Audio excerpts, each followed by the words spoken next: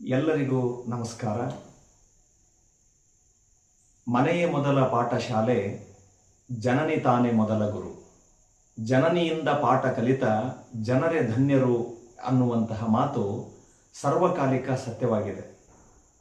ಹಾಗೆಯೇ ಕನ್ನಡ ಎನೆ ಕುಣಿದಾಡುವುದೆನ್ನದೆ ಕನ್ನಡ ಎನೆ ಕಿವಿ ನಿಮಿರುವುದು.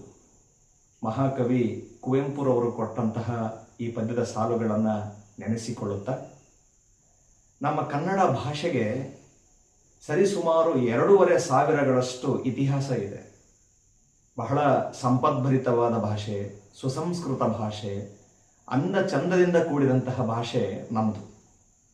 ನಮ್ಮ ಭಾಷೆಯ ಬೆಳವಣಿಗೆಗೆ ಹಲವಾರು ಜನ, ಆದಿಕವಿ ಪಂಪನಿಂದ ಹಿಡಿದು ವಚನಕಾರರು, ದಾಸವರೇಣ್ಯರು, ಅನೇಕ ಜನ ಶ್ರಮಿಸಿದ್ದಾರೆ. ಇಂತಹ ಸುಂದರ ಭಾಷೆಯನ್ನು ನಾವು ಇನ್ನೂ ಚೆನ್ನಾಗಿ ಅರಿಬೇಕು ಅಂತ ಹೇಳಿದ್ರೆ ಭಾಷೆಯ ಹೃದಯ ಭಾಗವಾಗಿರ್ತಕ್ಕಂತಹ ವ್ಯಾಕರಣವನ್ನು ನಾವು ಸರಿಯಾಗಿ ತಿಳಿಬೇಕು.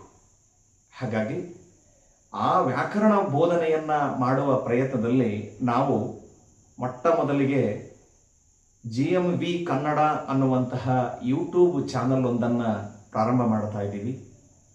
ಅದನ್ನು ತಾವೆಲ್ಲರೂ ಕೂಡ ಹೃತ್ಪೂರ್ವಕವಾಗಿ ಮನದುಂಬಿ ಬೆಳೆಸೋದಕ್ಕೆ ಸಹಾಯ ಮಾಡ್ತೀರಿ ಅನ್ನುವಂತಹ ಮಾತನ್ನು ನೆನಪು ಮಾಡಿಕೊಳ್ತಾ, ನಿಮಗೆಲ್ಲ ಗೊತ್ತಿರೋ ಹಾಗೇನೆ ಶಾಲೆ ಪ್ರಾರಂಭವಾಗೋದಕ್ಕೆ ಬೆಲ್ ಹೊಡಿಬೇಕು.